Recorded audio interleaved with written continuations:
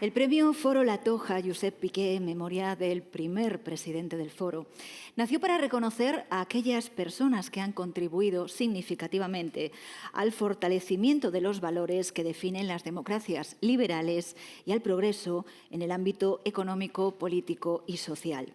En 2025 se conmemora el 50 aniversario de la transición que nos llevó de una dictadura a una democracia, un periodo modélico que recorrimos con respeto, con negociación, con moderación y con acuerdos. En este contexto, el jurado del premio La Toja Josep Piqué decidió de manera unánime otorgar el premio en su quinta edición a los señores Miguel Herrero y Rodríguez de Miñón y Miquel Roca y Junyent por su valiosa contribución a aquel proceso como ponentes de la Constitución española. Nuestra Carta Magna constituye el compromiso y el anclaje de España en el espacio atlántico, resultando determinante para que en el último medio siglo nuestro país se haya consolidado como una referencia en el respeto y en la defensa de los valores que conforman dicho espacio. Un premio con el que también se quiere reconocer a los ponentes de la Constitución que ya nos dejaron y a todos aquellos que supieron entender el momento, renunciando a la estricta defensa de sus posiciones e intereses más propios. Para hacer la entrega del premio pido a Su Majestad el Rey, al presidente da Xunta de Galicia, al ministro de Transportes y Movilidad Sostenible y al presidente do Foro que nos suban al escenario, por favor.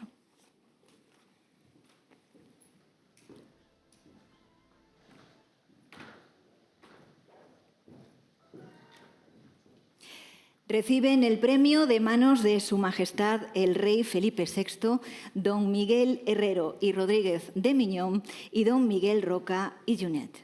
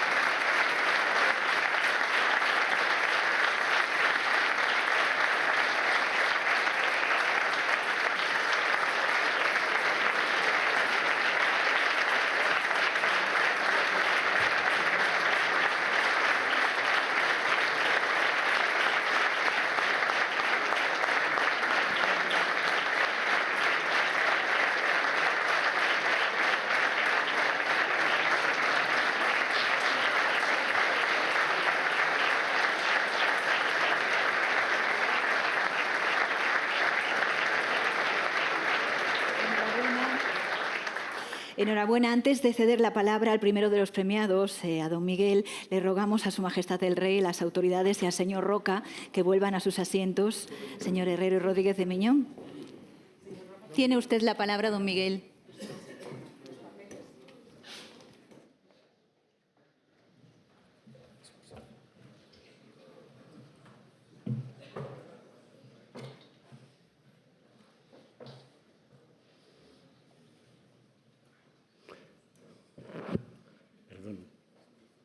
Yo tengo el papel ahí, ¿eh? El mío es el mío, tiene que estar ahí.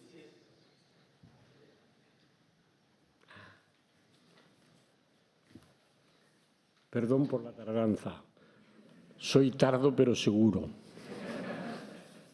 Soy cojo, pero la Constitución no está coja, ni cojea. Señor,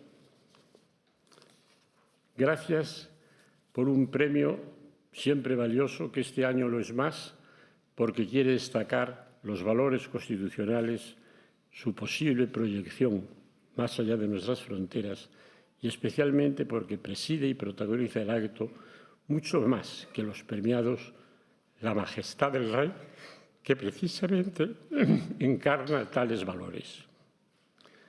Personalmente me satisface muy especialmente compartir el premio con mi muy estimado amigo y camarada de lides constituyentes, Miguel Roca, al que debo especial respeto por su mayor edad, puesto que cumple años en el mes de abril y yo lo hago en junio.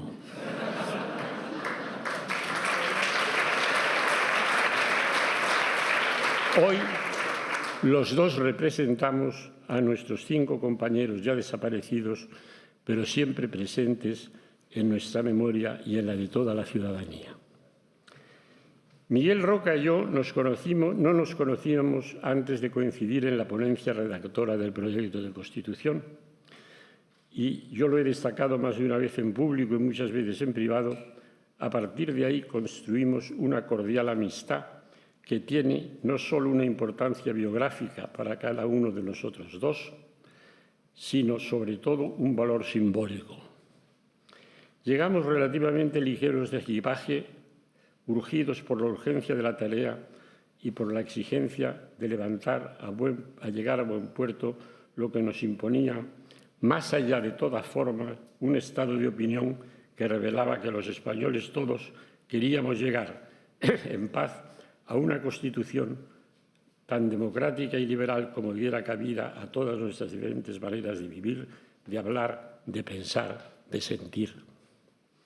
Los dirigentes de las diversas fuerzas políticas, desde distintos puntos de vista, apoyaron decididamente nuestro empeño y hay que dejar aquí muestra de nuestro reconocimiento, tanto los de UCD como los del PSOE, como los del Partido Comunista, como los de las minorías nacionales.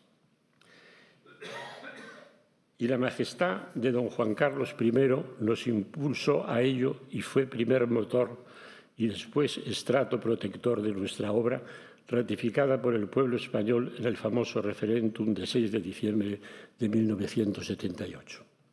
Esto es la historia de verdad. Lo que importa, lo demás son chismes que pasan, se olvidan.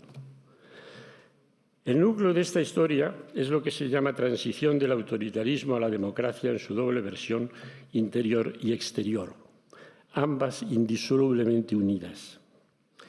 La transición interior, culminada en las elecciones de 15 de junio de 1977, ratificó clamorosamente la obra constitucional y permitió que los gobiernos de turno, el de UCD primero, los del PSOE y después del PP, culminaran la transición exterior.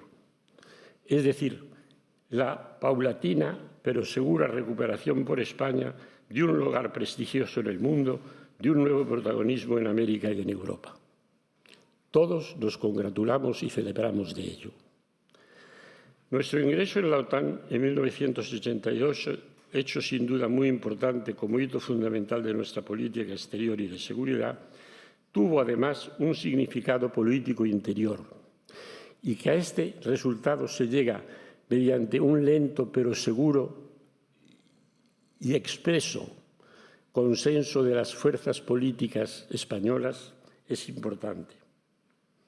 Sin duda,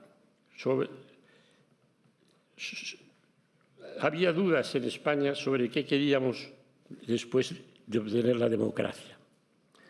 Ya el modelo occidental, que lógicamente pertenecíamos, ya el oriental, que entonces se encontraba al borde del fracaso, ya prácticamente el imposible de una tercera vía tan ilusoria y subyugante como la yugoslava, y quedó desvelada por esta opción en pro de la España comunitaria y atlántica.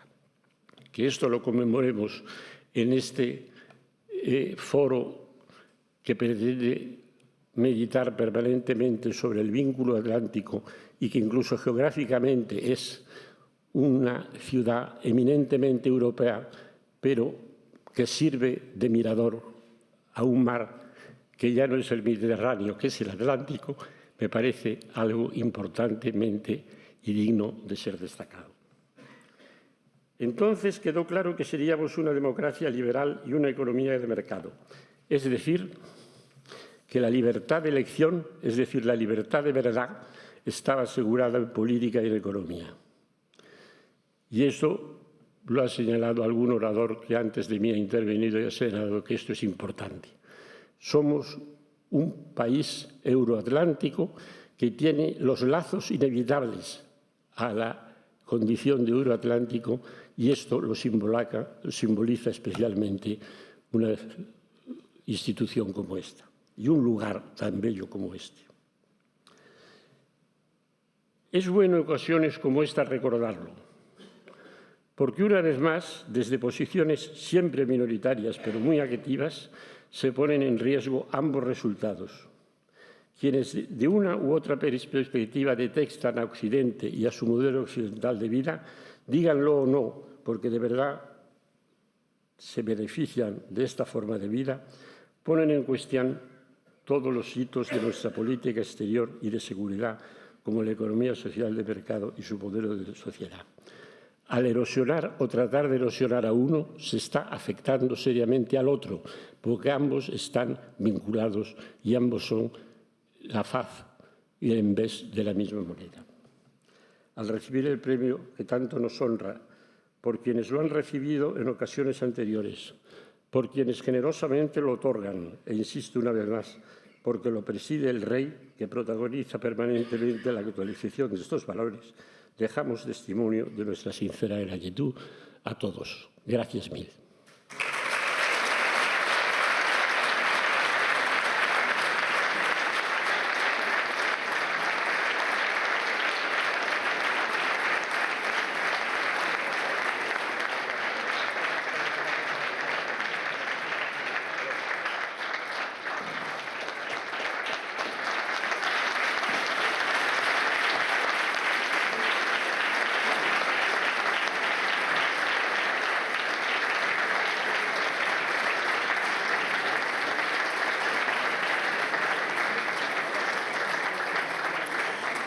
Muchas gracias.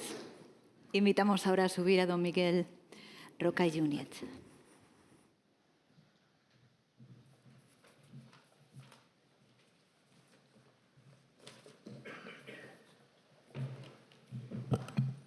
Majestad, señor presidente, señor ministro, autoridades, amigas y amigos.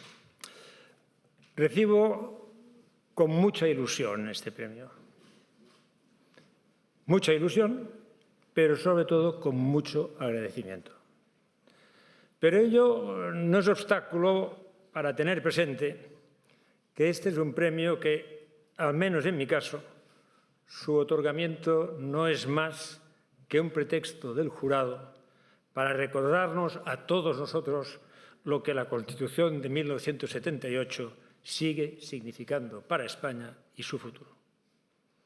Es a la Constitución a la que el jurado ha querido premiar y nosotros estamos aquí como simples depositarios de lo que aquel texto fundamental representa como compromiso colectivo por un futuro en paz y en libertad. El premio, Majestad, lo recibimos en su día al ser designados como ponentes de la Constitución. Y fue un premio que nos impone muchas obligaciones. La primera, la de serle fiel.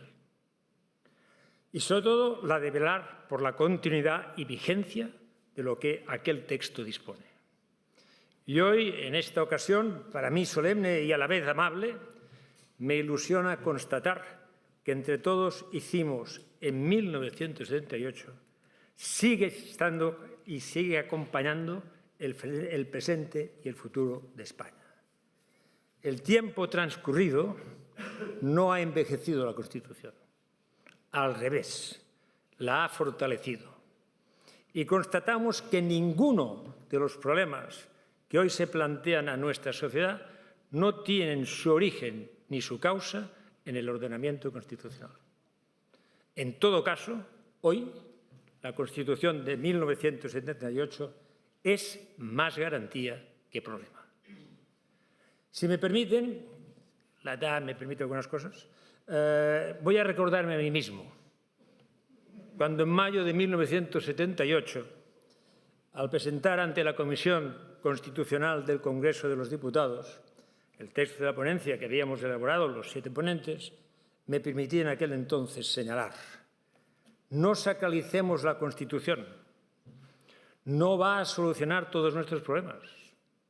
Esto depende mucho más de nosotros que del texto constitucional. Constituciones óptimas no han servido para nada cuando las pasiones políticas no han querido buscar en el diálogo la solución democrática de los conflictos políticos y sociales. Esto era en 1978. Ahora, en 2025, les digo, la Constitución añora el diálogo y el consenso que la hizo posible.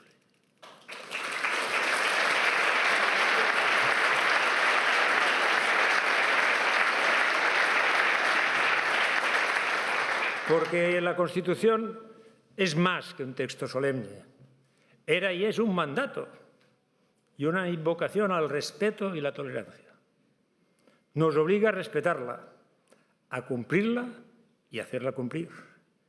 Nos obliga a seguir por el camino que nos condujo a la libertad recuperada, a la convivencia como ambición, a la tolerancia como respuesta a una historia demasiado atormentada. El mandato de demostrarnos a nosotros mismos que éramos y somos capaces de adaptarnos en nuestra diversidad, de aceptarnos en nuestra diversidad, de cohesionar una sociedad plural. Y lo hicimos entre todos, con todos y para todos.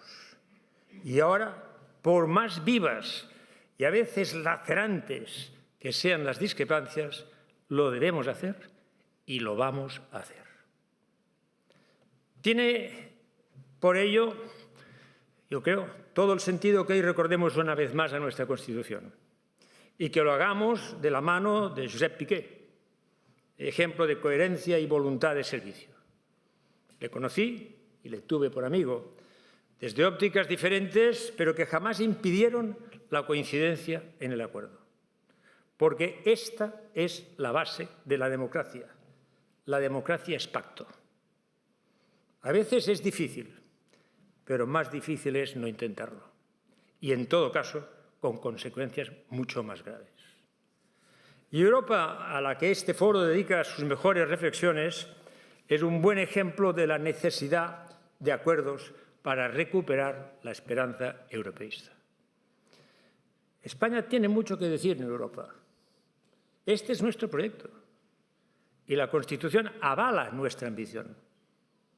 Pero Europa reclama de nosotros y de todos cuantos quieran construir un futuro en paz y libertad, en un marco de bienestar y progreso, que seamos capaces de superar diferencias y coyunturas para unirnos en la defensa de sus valores. El escenario del mundo se mueve entre lo incierto y lo dramático. Ciertamente hay un gran depósito de esperanza, lo hay, pero desde la realista constatación de que solo en la voluntad compartida de construir desde la unidad básica del pacto democrático, esta esperanza tiene sentido.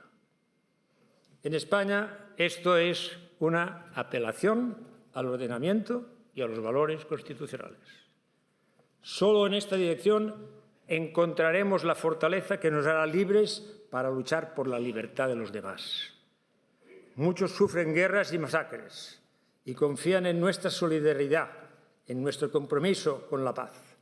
Así lo proclama el preámbulo de nuestra Constitución, en un mandato del que nadie puede sustraerse. Voy a terminar. Muchas gracias por su premio, pero sobre todo, muchas gracias por la voluntad que al recordar la Constitución ponen todos de manifiesto. Muchas gracias.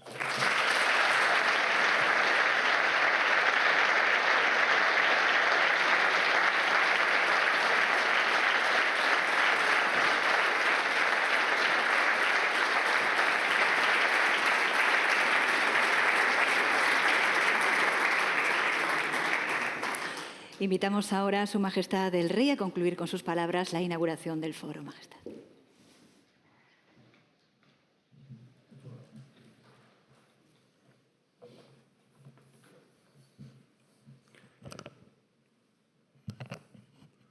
Muy buenas tardes. Qué responsabilidad hablar después de dos padres de la Constitución.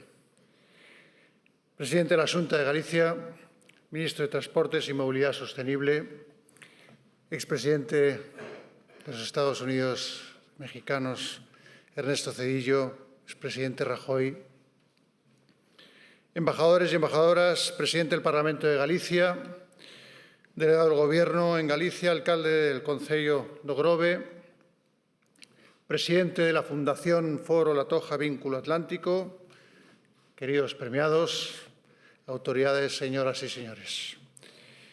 Convócanos unha nova edición, a sétima xa, do Foro A Toxa Vínculo Atlántico e quero agradecer con toda sinceridade a invitación a este acto que sinto moi próximo. A miña relación coa Toxa e co Foro remóntase a 2019, cando cheguei por primeira vez. Aquel espacio de pensamiento y debate que nacía con vocación y ambición de compromiso se ha consolidado como un lugar privilegiado para la reflexión serena y constructiva, frente al ruido de fondo que con frecuencia apaga cualquier conversación pública. Muchas gracias, Amancio. Gracias a todo tu equipo y organización por hacer esto posible. Y un recuerdo siempre muy afectuoso y sentido por Josep Piqué, quien estuvo en este proyecto con gran entusiasmo y empuje desde los inicios y al que se entregó en pleno y con gran acierto hasta sus últimos días. Cada año proponéis un tema central que invita al análisis y al diálogo. En esta ocasión habéis escogido explorar el reto de un nuevo orden mundial, un asunto que por su complejidad y trascendencia bien podría ocuparnos durante muchos días más. Es evidente que el orden mundial, o algunos llamarían desorden, tal y como lo conocíamos, está cambiando. Hace un siglo, en otro tiempo convulso, ya se advertía que cuando el viejo mundo se muere, el nuevo tarda en aparecer. En ese claroscuro surgen los monstruos. En ese claroscuro podría definir también nuestra época hoy. Una época en la que la arquitectura internacional construida tras la Segunda Guerra Mundial se debilita, erosionada por crisis sucesivas, por la dificultad de sus instituciones para adaptarse a la velocidad de los cambios y por el cuestionamiento que de esa arquitectura hacen incluso algunos de los que, en su momento, fueron sus principales valedores. Una época en la que el multilateralismo se ve desplazado por la multipolaridad, por la nueva distribución de los centros de poder que se configuran sobre rivalidades geopolíticas. Una época en la que proliferan actores y discursos que relativizan los valores universales, cuestionan los derechos humanos e instrumentalizan la interdependencia económica como simple mecanismo de presión. Una época, en definitiva, en la que el lenguaje de la concertación es reemplazado por el de la coerción y la violencia, que se impone con toda su crudeza en Ucrania, en Gaza, en otros escenarios menos visibles pero igualmente devastadores como el Sudán o el gran espacio del Sahel. Hoy, cuando el claroscuro amenaza con prolongarse y la incertidumbre gana terreno, la exigencia de nuestro tiempo no es renunciar al multilateralismo, sino repensarlo, reforzarlo y adaptarlo a un mundo realmente en transformación. En esa transición donde el futuro oscila entre la reconstrucción de una cooperación internacional renovada o un orden más fragmentado y vulnerable, el multilateralismo sigue siendo una herramienta indispensable. Es el marco que permite a la comunidad internacional regirse por reglas compartidas, principios, normas, procedimientos, que ordenan la convivencia entre los Estados, reducen la arbitrariedad y ofrecen mecanismos pacíficos para resolver diferencias, manteniendo viva la aspiración de un sistema internacional sustentado en la cooperación y no en la fuerza. De esa aspiración nació, recordemos, la voluntad de crear la Organización de las Naciones Unidas, que hace apenas una semana celebró en Nueva York precisamente su 80 aniversario, que coincide además con el 70 del ingreso de España. La ONU representó un logro institucional de enorme trascendencia, pero, como otras instituciones, se halla sometida hoy a una intensa campaña de descrédito. También, reconozcámoslo, presenta signos de fatiga institucional y estructural, que en ciertos contextos limitan su capacidad de respuesta. Conviene recordar, sin embargo, que surgió de la determinación de erradicar para siempre los horrores que marcaron la primera mitad del siglo XX. Como señala el preámbulo de la Carta de Naciones Unidas, se trataba de preservar a las generaciones venideras del flagelo de la guerra. Respondía tanto a un razonamiento práctico como a un impulso moral frente a los grandes errores del pasado. Si bien el éxito no ha sido absoluto, 8 décadas de multilateralismo y cooperación difícilmente pueden considerarse un fracaso. Algunos podrían pensar que defender los valores que inspiraron el multilateralismo es simplemente una debilidad en tiempos inciertos. En realidad son nuestra mayor fuerza, nuestra mayor fortaleza. Ni la radicalidad ni la división aportan soluciones, como tampoco lo hace un liderazgo que se quede en la simple retórica. La verdadera fuerza, la duradera y la profunda, la que necesitamos para afrontar los enormes retos de nuestro tiempo, se fundamenta en principios éticos, en mantenerlos como guía en medio de la incertidumbre y en nuestra capacidad de traducirlos en respuestas políticas eficaces a lo que los ciudadanos reclaman. Son los valores que nos han orientado hasta ahora y deben seguir haciéndonos. No podemos permitir que la desafección, la pérdida de cohesión o los ataques externos nos hagan retroceder en el camino recorrido durante estas décadas o rendirnos al caos, los conflictos, los intereses, los sometimientos o el odio. Al contrario, debemos reafirmar esos valores éticos como la base firme sobre la que construir un mejor futuro.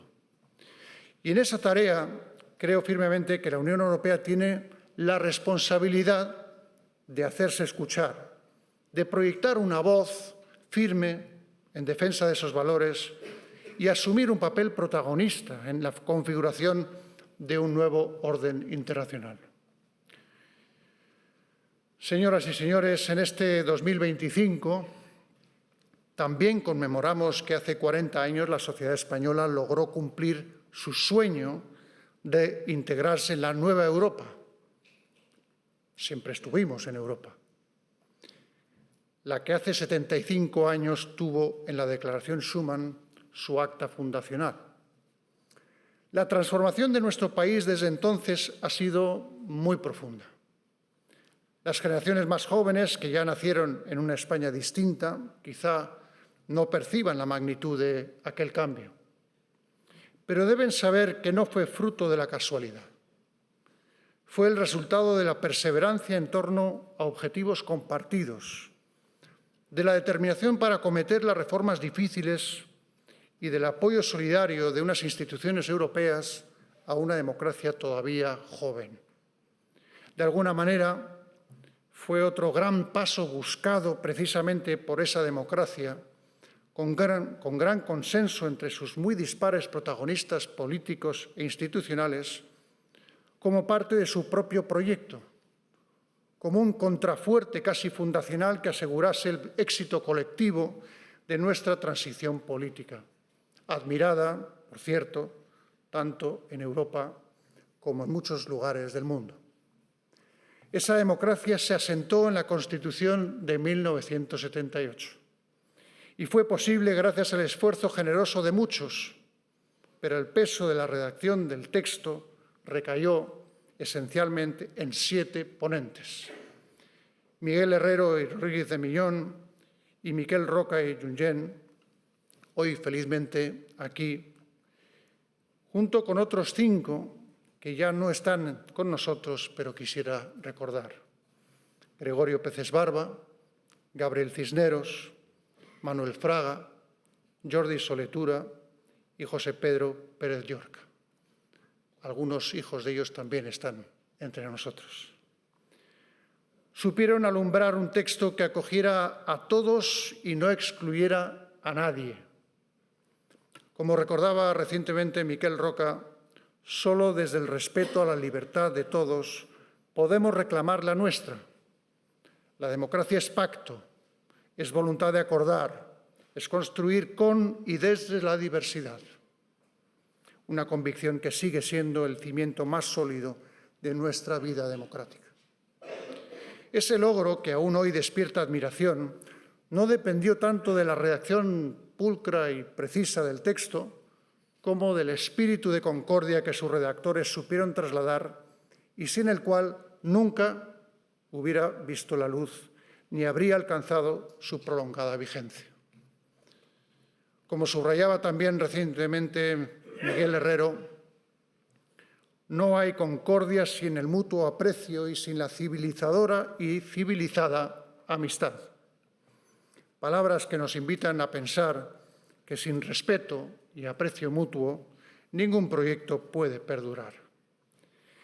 En Miguel Herrero y Miquel Roca reconocemos a 2 brillantes juristas, a 2 políticos que ofrecieron un servicio fundamental a su país en un momento francamente decisivo.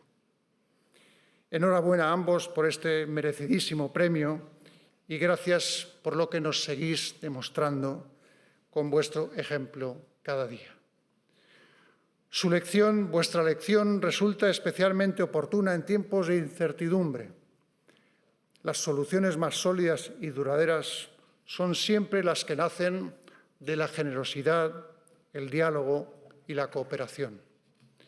Esa experiencia nos sirvió en España entonces y sigue siendo una guía muy valiosa para reflexionar en medio de claroscuros sobre cómo afrontar el desafío de construir un nuevo orden mundial.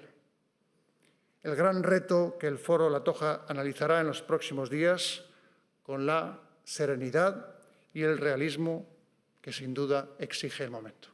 Muchas gracias.